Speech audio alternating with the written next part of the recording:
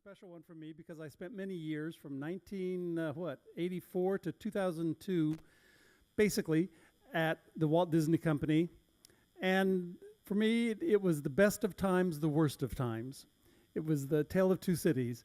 But the best of times far exceeded the worst of times. Worst of times include things like, oh, your series has been canceled. Ouch. So let's begin here. We can't start the talk today without talking about Walt himself. Born in 1901, died in 1966. He and his brother Roy came from the St. Louis area and they moved to Los Angeles. They were sort of just south of Glendale on Hyperion. And they started their small little company and they wanted to do animation. Roy was the business, he was the older brother, he was the business guy, he did all the dollars and cents, and Walt was the creative one.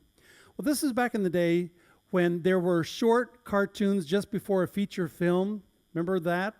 This was before television, and so you would go to a theater at night and you would pay your admission, 5 cents, 10 cents, 15 cents, whatever it was, and you would get a couple of short cartoons at the beginning, then you would get a couple of newsreels, then you'd have an A movie and a B movie, correct? Or B came first, I think, for your feature film. So it was a long evening that you spent there. So they were cranking out all of these short animated little things for featurettes in the theaters, and Walt, of course, had a big appetite. He wanted more. Well, in 1932, he won his first Academy Award for the creation of Mickey Mouse. And he, of course, had called him Mortimer Mouse at first, and his wife Lillian said, "Mortimer, that's a terrible name. Name him Mickey." So he took his wife's advice. Good on him. He wanted much more than this, though, and as Walt Disney continued on in his career, no one ended up with more Academy Awards than Walt Disney himself. I think he has something like 45 Academy Awards. Meryl Streep ain't even close to that, let me tell you. He put his brother in real jeopardy, though, when in 1937 they had their small little studio. They were doing well with all of these short cartoons that they were doing, but Walt wanted a full-length motion picture, an animated motion picture. It had never been done before. His brother thought it was crazy, and Walt kept pushing on it, and of course they had Snow White and the Seven Dwarfs. Big, big, massive hit. It is still a hit to this day. Every 7 years they re-release Snow White and the Seven Dwarfs to a new generation who will grow up on "Someday My Prince Will Come." Well, the gambit paid off, but Walt was very smart about what he did with that feature, and what we all had to study when we were working for Disney was that he knew that if it was just silly cartoon images on the screen, an audience was going to care less about it, and he wanted adults to be as engaged and involved in these feature films as children were. So he insisted that there had to be an emotional connection between the audience and the characters up on the screen. And I had that drummed into my head time and time again when I worked for the Walt Disney Studios. What's the emotional connection? How can you connect with the audience there? What emotions are they feeling? And I think he was always, always right about that. Well, he passed, and it went to his son-in-law, who was Ron Miller at the time. So from 1966 to 1984, his son-in-law was the head of the Walt Disney Studios, but the studios really went into decline after that. Walt had once again put everything on the line back in 1955 when he told Roy that he wanted to do Disneyland and have a theme park. Roy thought he was absolutely crazy then. He then when television came along, and remember when color came on, who would race home or to somebody's house on the block to see The Wonderful World of Disney? Right? Oh, color. Look at that. It's so great. And think back to it. What was Walt doing on The Wonderful World of Disney? He was cross-promoting other Disney things. They were talking about the new movie that they were going to be coming out with, or a new TV series, Davy Crockett perhaps, or they'd talk about Disneyland. He was cross-promoting. They were just nothing but big infomercials, weren't they? An hour every Sunday night. But the audience absolutely ate it up. He put everything online once again back in the 60s, and he bet everything on Mary Poppins. He wanted Mary Poppins to be that film that bridged the gap between live action and animation. And boy, did he succeed once again. Now, what is it? 50 some odd years later after Mary Poppins, this Christmas we're actually getting the sequel to Mary Poppins Returns, with Emily Blunt. And I'm really looking forward to that film. And it'll be fun to see how much more seamlessly all the animation and the live action is seamed together here. But in 1984, Roy Disney Jr. he was on the board of directors. He was Roy's son and Walt's nephew. He really wanted some new blood in the Walt Disney Company. He wanted to bring it back up to where it had been in the 1960s. So he was really after Michael Eisner to come over and be the new CEO. Michael Eisner at the time was head of Paramount Studios. Prior to that, he had been head of ABC Network. And he cajoled and did everything he could, and Michael Eisner came aboard. Bringing with him, he brought Jeffrey Katzenberg, who had been sort of his underling at Paramount Studios. And Jeffrey Katzenberg was my boss. Jeffrey was in charge of the Walt Disney Studios. So he was in charge of all of the movies and all of the television. This man, Frank Wells, was the president of the Walt Disney Company. He was only with the Walt Disney Company for just a very few years, just a couple of years. In his spare time, Frank and some other friends of his, they were trying to climb the highest mountain on every single continent. They wanted to have those 7 summits. And while he was out doing that with his friends, he died in a helicopter crash. Very, very sad day at the Walt Disney Company. He was only 58 years old when this happened. And they never really replaced him at the Walt Disney Company. It's sort of been without a president ever since. They tried for a time with a few other people, but it never really clicked. So Michael Eisner, being someone at ABC Studios for so many years, he thought it was just crazy that the Walt Disney Company didn't have any television at the time. And Disney had never, ever done a half-hour animated series before. Disney's attitude had always been, well, television is beneath us. We don't do that. We only do the feature films. Well, let's face it, their feature films weren't doing all that well. And yes, they had left everything in the half-hour area to Hanna-Barbera, but that was a big market that they were missing out on. So Eisner thought that's crazy. He turned around and he sold 2 series, one called The Gummy Bears and this one, The Wuzzles. He sold this to CBS, The Gummy Bears to NBC. There was only one problem. He didn't have anybody to actually do these television series. They had no television department. So there were a few guys at the Disney Company who thought that they could work on and forge ahead with the Gummy Bears, but that left the Wuzzles wide open.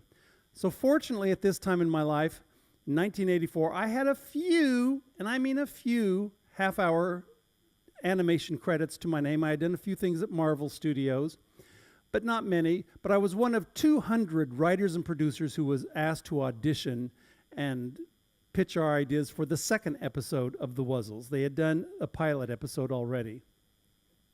So my partner Ken and I auditioned for this, and as I told you the other day, it was just a bolt of lightning. We were so lucky. We ended up getting the second episode. They gave the third episode to another writer. When we turned our second episode in, Disney and CBS were so happy with it that they took episode number 3 away from that writer and gave it to us instead.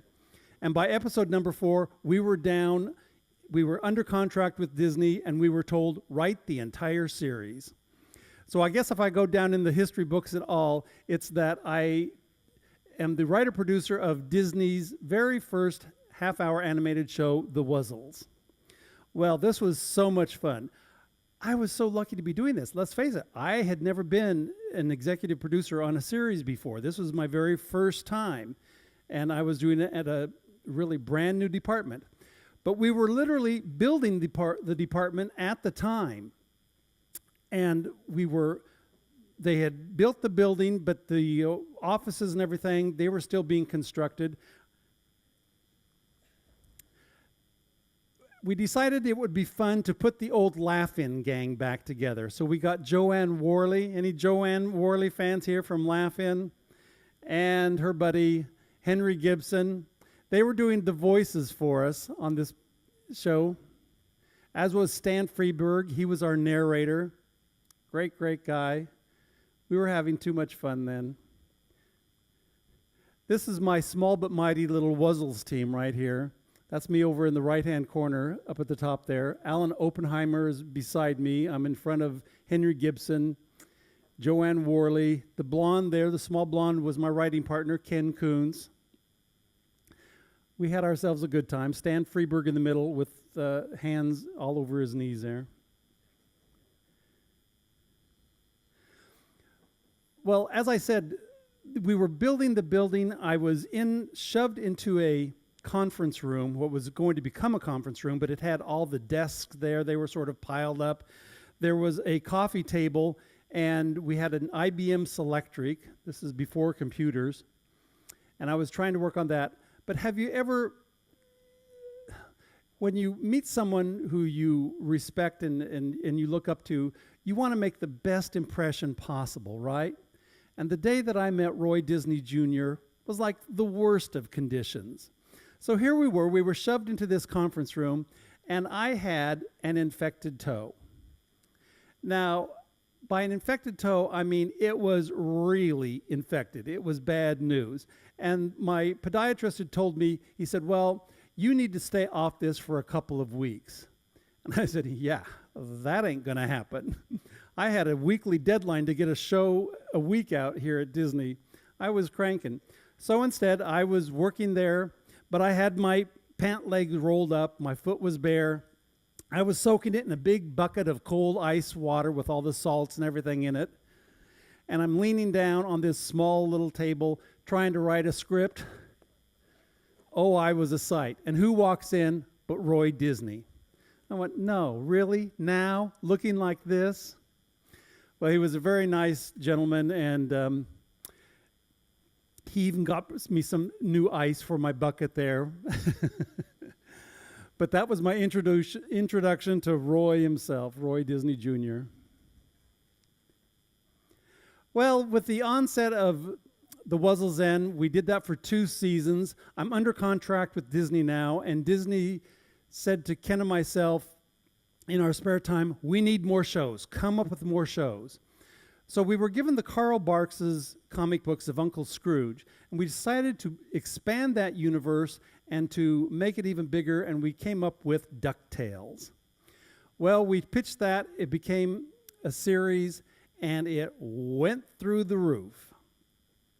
DuckTales at the time came out like 31 years ago now, and it became the most successful animated program ever. We did 136 episodes of DuckTales and 1 movie. Oh, those were fun times. This is Alan Young, who was the voice of Scrooge McDuck for me. He had done a feature film. Disney had done an hour show on the Christmas Carol, Scrooge's Christmas Carol, using Scrooge McDuck, and he had been the voice for that, so we brought him back to be the voice of Scrooge McDuck. Anyone remember him from Mr. Ed? Remember Wilbur? Well, it was just a treat to work with him. We worked for, like I said, 136 episodes. I kept in touch with him for years and years afterwards. We were buds. And just lost him 2 summers ago. He made it to 96. He had a nice long life. And June Foray was doing all the female voices for me. She was Ma Beagle, Magica de Spell. You may remember her as Rocky of Rocky and Bullwinkle. Any of you Smurfs fans, she was the voice of most of the Smurfs. She was just an absolute legend when it came to animation and voices, always around. And we lost her last summer. She was days short of her 100th birthday. I miss her like crazy. I can remember one day I came in. I was the recording director for all of the actors when we would record the voices for the cartoon show. And she came in one day and she had a cast on her arm. And I said, June, what happened? And she said, oh, well, I have carpal tunnel syndrome. I said, oh dear, how did that happen? And she said, well, I had so many residual checks that I had to sign that I got carpal tunnel syndrome. I said, June, I am not telling the cast that. There will not be a dry eye. No one will be crying tears for you, I can promise you that. Don't we all wish we had that problem? Well, as I'm working at Disney now, finally I got my office. I was up on the 3rd floor. My office wasn't actually on the Disney lot. It was over near Universal Studios, a couple miles away. But every now and then I would come and I would get a big bribe package like this, something like this or something similar. And it was always from people, let's face it, when you live in Hollywood, every taxi driver, every waiter at every restaurant is a struggling artist, you know? They all want to be in the business. And I had a package like this, and my secretary said, well, this is from the note on it says that this guy wants to write an episode of DuckTales. Will you consider him?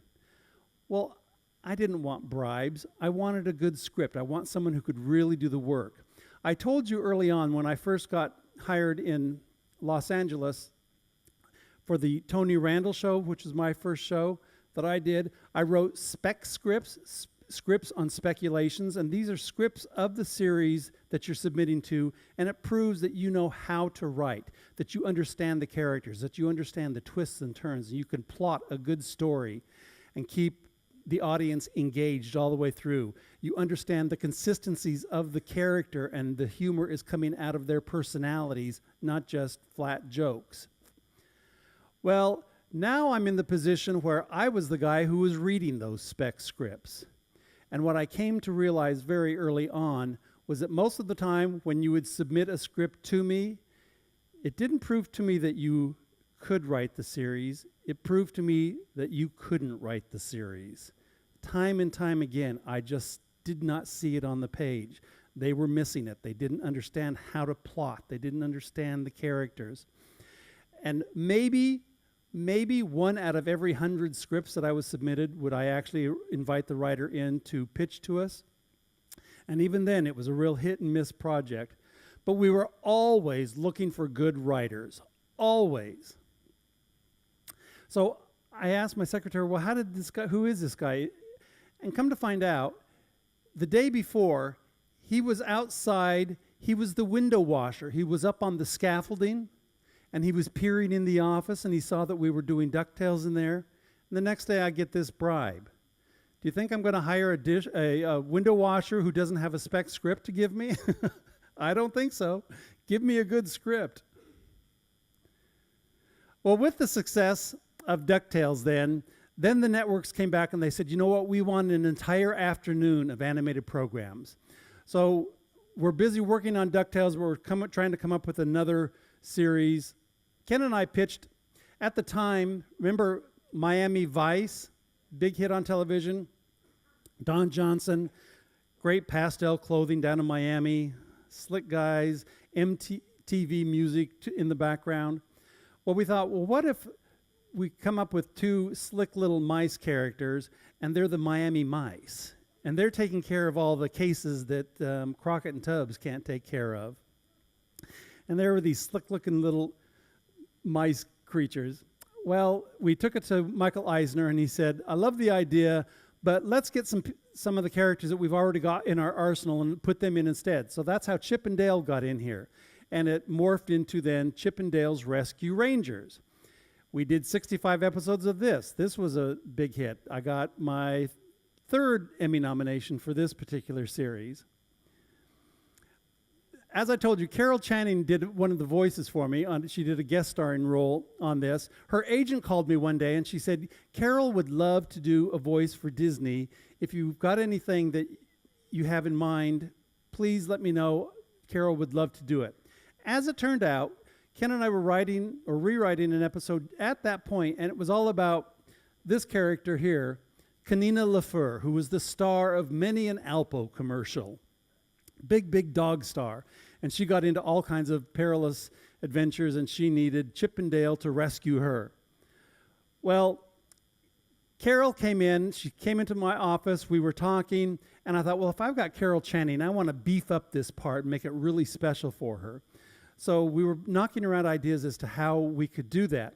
Before I know it, Carol is using my telephone in the office. She called New York, and she got Jerry Herman on the line. Jerry Herman, who had written her big hit, Hello, Dolly, and he wrote La Cage aux Folles, many other great Broadway hits. She got him on the line. She said, Jerry, David and Ken want to do something special for me, so will you give them the rights to Hello, Dolly? And just like that, we had the rights. Well, I've got the rights now, so I rewrote it and made it Hello, Doggy. So now I've got Carol Channing in the recording studio with our other cast members. They were thrilled to have someone like Carol in there amongst them. The truth is, every big star in Hollywood wanted to work at the Disney studios and have their name on an animated show because they want that animated credit. They all love it. They love it because they can come into the studio. They don't have to put on any makeup, any costumes. They're in there for 4 hours, and they're in and out again, and they've got that credit. It was so important. And I can tell you all, they got the very same money as any other actor. It was a minimum contract, $565, and that was it. But they all wanted the credit, so they would do it for that. Well, we had Carol in there, and we're starting the recording process now, and Carol was wearing this drapey big blouse. She had a lot of jewelry on, necklaces, bracelets, earrings. And I was getting some noise as she was doing it. I said, Carol, you're doing a great job, but I'm going to need you to watch your blouse, all the jewelry you're wearing. We're picking up a lot of mic noise, so be careful. And she said, okay. So we continue on. Well, the mic noise continues. And she said, well, I have to act. And I said, yes, I know. You're doing a great job. Just be careful of the mic noise. So she's taking off all of the jewelry now, the earrings, the necklace. She continued on. Carol, I'm sorry. We're still getting mic noise. She huffed and she puffed. And the next thing I know, she's taking off her blouse. She took off her blouse. And she continued on. We had a great recording session, but to my dying day, one of my fondest memories will be at the end then when I had hired 4 chorus boys to back her up, and I had Carol Channing in the recording studio wearing nothing but her bra and pants, doing a kick line of "Doggy will never go away." Great memory. I wish I had filmed it so I could be showing that to you today. Too much fun. Loved working with Carol. Well, after Chippendale's Rescue Rangers, then we came up with Tailspin. We had no time to work on this at all. We were so busy cranking out the 2 other series. But Tailspin, we decided this is Baloo the Bear from the Jungle Book. We took him from the movie from the 1960s. We gave him his own television show. And they were hauling cargo all over the world. Crazy stuff. Phil Harris was the voice of Baloo the Bear in the Jungle Book. Anyone remember Phil Harris, comedian, actor from back in the day? Well, Phil had done a great job giving Baloo this fun character voice. But when we brought him back, he was now retired. He lived in the Palm Springs area. We brought him into the studio. And the truth was, sometimes he did Baloo the Bear, sometimes he sounded like Phil Harris. It was real hit and miss. And unfortunately, we had this guy, Jim Cummings, who is just a masterful guy when it comes to animation voices. This guy can do every voice in the world. And he did Baloo the Bear better than Phil Harris did Baloo the Bear. So I called my boss, Jeffrey Katzenberg, and I said, we really enjoy working with Phil Harris, but we're going to have to go with Jim Cummings. So please let him down and tell him how much we appreciate him. Jeffrey over the line says, I'm not firing him, you fire him. And I said, I'm not the president of this company, you fire him. Guess who fired him? Yours truly. Not fun at all. But we had to do what we had to do, and Jim Cummings was the voice, and we had a lot of fun. Also at the time, I was there when Disney decided to buy the Muppets. And I was in a meeting with Jim Henson 1 week before he passed. Too sad, too. He was part of that religion that does not take any medications at all, and he came down with the flu, and he was gone in a week. 58 years old. Tragic. But the Muppets live on and on. Well, while I was there at the Walt Disney Studios, I was making a very nice salary, and Jeffrey came to us and said, how would you like to be partners in the movie business as well? Now, this was a limited partnership, so any of you could have been part of this too if you have a financial broker who works with you or whatever. But this was called the Screen Silver Partners 1, 2, 3, and 4. And what you did is you put in a chunk of money, as much as you wanted to gamble, and you became a limited partner in the movie business. And each of these packages, 1, 2, 3, or 4, would finance about 12 pictures. So it was a hit and miss. Sometimes you hit big, sometimes you didn't do so well. People ask me all the time, what exactly does executive producer mean? When you see produced by on a film over and over and over again, chances are it means they're the money people. They're the ones who are putting in the money for this. And movies cost a lot of money to make. So what were some of the films that I financed? Pretty Woman. Ka-ching, ka-ching. Oh, we like that one. When I got the script for this, it was called 3,000, and that's the amount of money that Richard Gere paid to Julia Roberts. And the director, Gary Marshall, thought, no, that's not a very good title, so he changed it to Pretty Woman. It was also supposed to star Richard Gere and Meg Ryan. They were the two who were going to star in this. Again, Gary Marshall of Happy Days, he was the one who was going to be directing this, and he said, you know, I saw this young actress in Mystic Pizza. She had a small part in it, but I really want her to test and do this. Disney, again, didn't really want Julia Roberts. They wanted Meg Ryan, who was a bona fide star at that point. I went to the screening that the studio had then, and we test preview every movie with an audience. I was there watching the audience, and it's a night that I'm never going to forget because it was a night that I literally saw an audience fall in love with a star. I knew from that screening that Julia Roberts was going to be a big, big star after that because that smile of hers absolutely lit up that theater, and boy, was I right. And Pretty Woman went on at the time, this is what, 30 some odd years ago, or close to 30, made $184 million. Did very well. Three Men and a Baby. This had a few sequels as well. This did very, very well for the studio. Who Framed Roger Rabbit? Can't believe it's been 30 years ago that this one came out too. This is the motion picture that I think Walt Disney would have really wanted to see move forward because it upped the game for Mary Poppins, integrating animation and live action film. And what a job they did with that. Robert Zemeckis was the director of this, and he took animation to new heights with this movie. One of my favorite pictures out of the Disney studios. Good Morning Vietnam. Oh, we love this one too. This one made a lot of money for us. Made Robin Williams' star go even higher.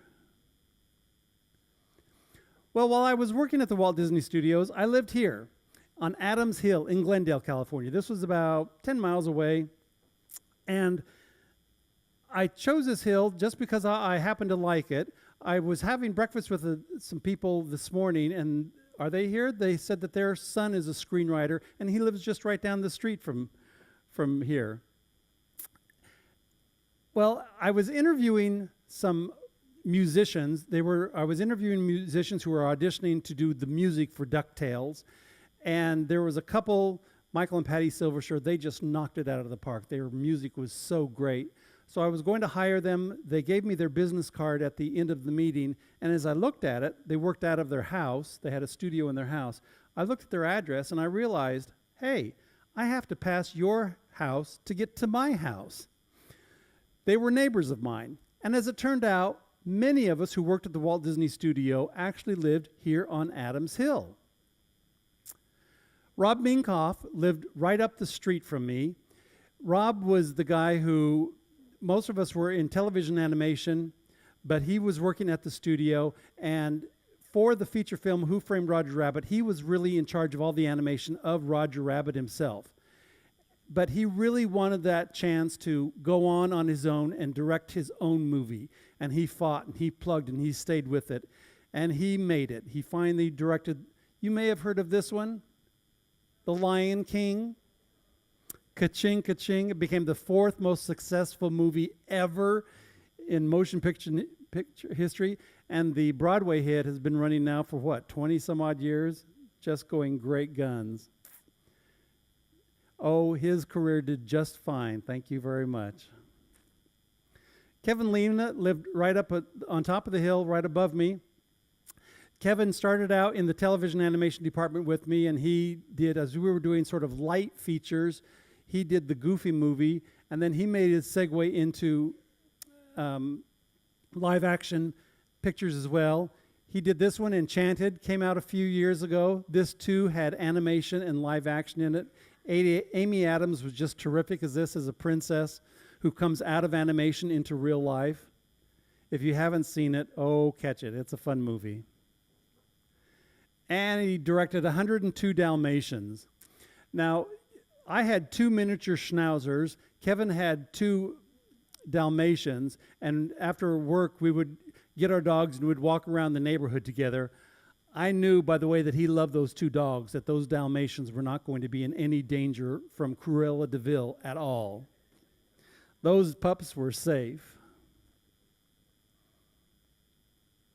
Well, one time I was having lunch with Jeffrey Katzenberg, and this was like 1986, 1987, I would say. This was before we had cell phones and everything. We were having lunch, and every time I turned around, the maitre d' would come over to the table and say, "I'm sorry, Mr. Katzenberg, but you've got a telephone call."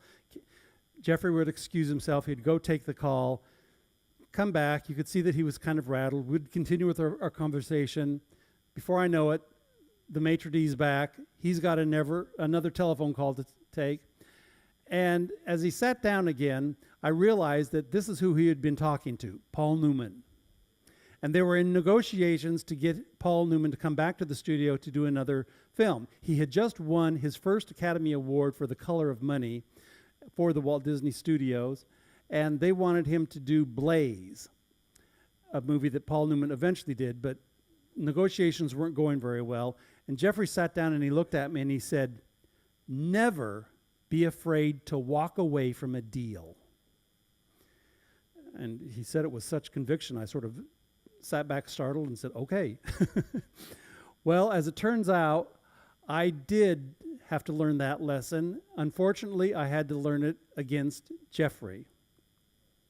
What happened is Disney sent around a memo. This was when we were up and we were a real division now. And they said, if you've created a character in a television show and we spin it off into another series, we will pay you this very handsome bonus. And we got word that the development department then, and yes, Disney, I wasn't the development department anymore. We actually had a department to come up with new series. They were taking my character that I had created for DuckTales, Launchpad McQuack, who was the worst pilot in the world, and they came up with a new series for him, and they said, what if he had an alter ego, and he became Darkwing Duck? He was Launchpad by day, Darkwing by night. So Disney actually greenlit it, and Ken and I pulled this memo out, and we said, we'd like our bonus, please. Well, our agent got a hold of the lawyers at Disney, told them that we would like our bonus, and the lawyers came back and they said, well, Dave and Ken's contract is about to expire, so when they sign for a new contract, we'll give them their bonus. And my agent said, no, you give them their bonus, and then we'll talk about a new contract. So this went back and forth. Ken and I were doing a lot of situation comedies at the time, and we were being sought by every big studio in Hollywood at the time. We could pick and choose who we wanted to go with. So we ended up going with Universal Studios, and we said goodbye to Disney, and Disney did not pay us our bonus that we were entitled to. So we sued them. The screen cartoonists got wind of this then, and they said, you know what, this is really an infringement against the union, so we will provide your attorneys for you. So it was a Screen Cartoonist Guild versus Disney, and I realized, I thought, well, we're probably going to burn this bridge behind us forever, but I think we're entitled to our bonus. It took about 3 years for this to actually come to trial, and it was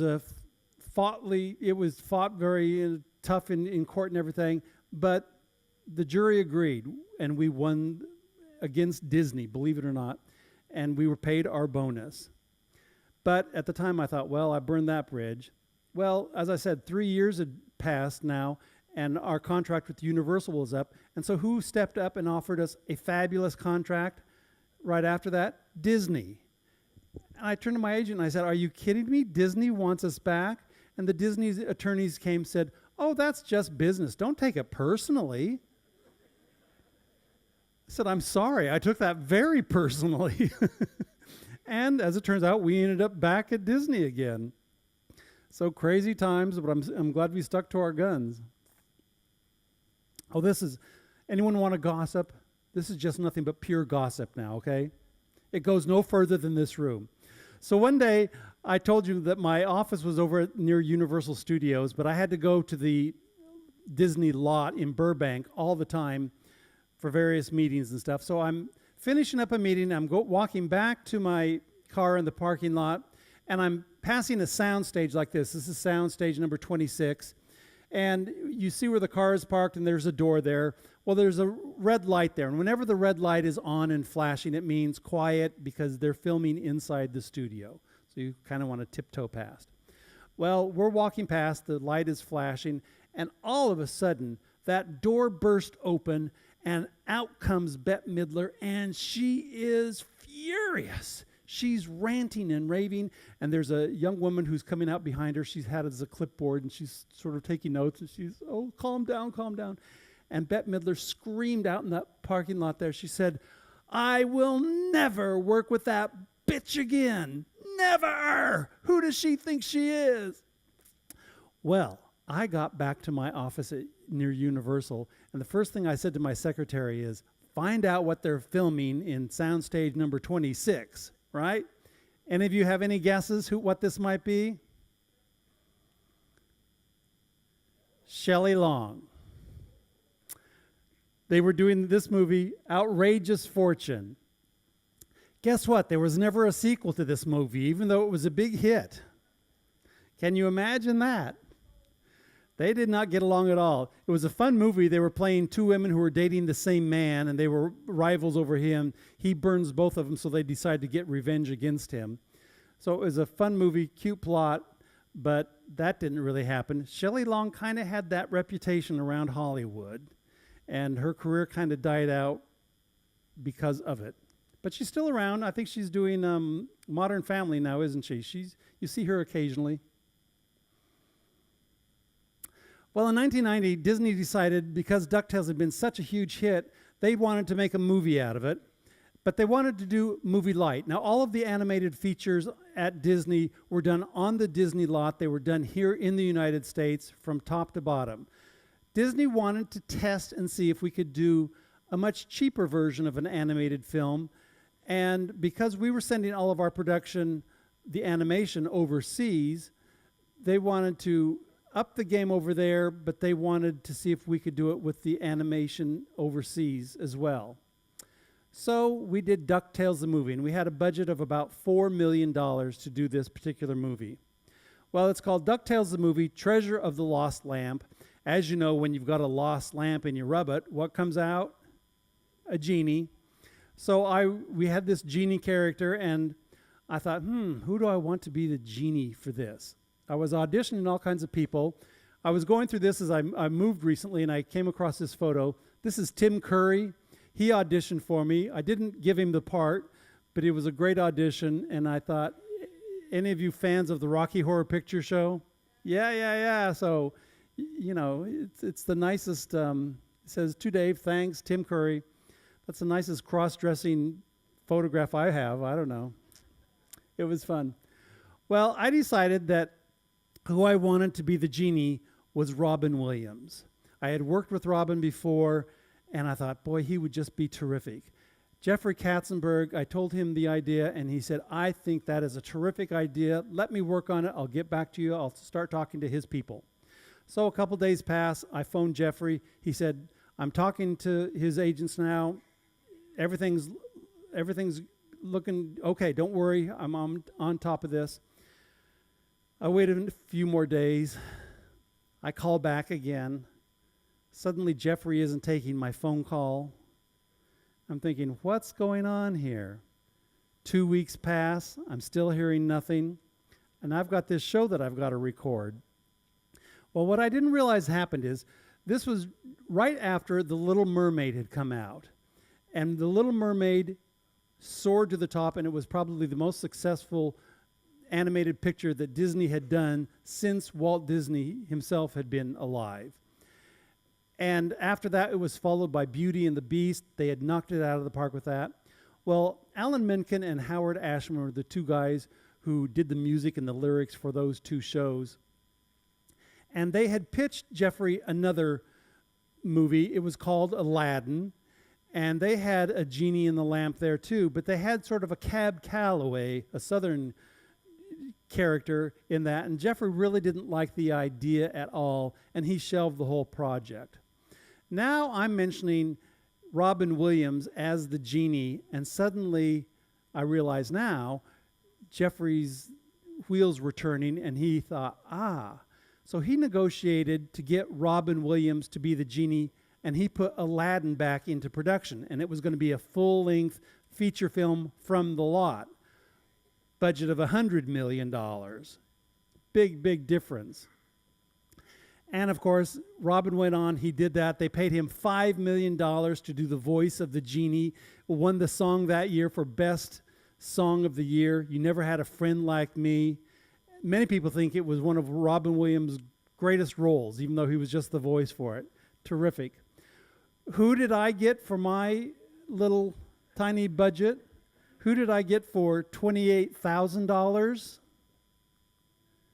Rip Taylor. Any of you remember Rip Taylor? $1.98 beauty pageant? Well, let me tell you, he was just a terrific guy. We had lots of fun. He did a great job, but it ain't no Robin Williams, you know. Oh, I always felt like I was the B team. Well, during this time, this is when DreamWorks was announced. Jeffrey Katzenberg left the Walt Disney Company. He went with Steven Spielberg and David Geffen, and they formed DreamWorks, SKG. First new studio in decades in Hollywood. And everyone was real excited about this, except Disney, of course. Jeffrey asked me if I would go over with him to DreamWorks and if I would form the television animation department over there for him, too. I thought, okay, I know how to do this now. I'll do it.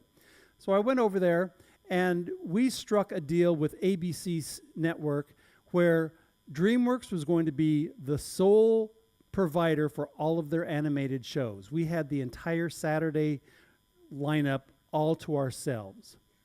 Well, word got back to Michael Eisner at Disney about this. And remember, Eisner had been head of ABC Studios as well, and he thought Disney had a good relationship with them now. And he was absolutely furious about this deal that we struck. Furious. So what happened next? Disney buys ABC. It was announced that Disney bought ABC. We were out. Disney was going to be the only provider of content in animation to ABC Network. We were tossed out on our ears. We did end up getting one television program on at Fox. It was called Igor. It's the only time that I've ever seen Steven Spielberg beg the head of the studio to put that show on the air. We got that show on the air, and that was it. DreamWorks shut down their television animation department. DreamWorks is doing very well and giving Disney a run for their money in feature films. They've had many, many hits with Shrek, Madagascar, El Dorado, Kung Fu Panda. The list goes on and on and on. Features, very successful. Only one little television show, and that was it. We were out. So when all the reports came out and said that Disney buys ABC and, oh, this is good synergy. Disney's a wealthy company now. This will be good for them. This is my only time that I get to say fake news. It was sheer revenge, absolute revenge. He wanted us out and them in because Michael Eisner was furious. Well, with that, we have 2 days off now because we're going to be in Puerto Vallarta and Cabo San Lucas. So I'll be back on our very last sea day just before we get to San Diego. And the next one I have is When Hollywood Sails, It Sells. This is a fun one. This is about all of the films that have been made on cruise ships or about cruise ships and all of the difficulties that they have filming on water. So this is a fun one. Don't miss it. I look forward to seeing you the last day of our cruise. So until then, have fun in Puerto Vallarta. Bye-bye.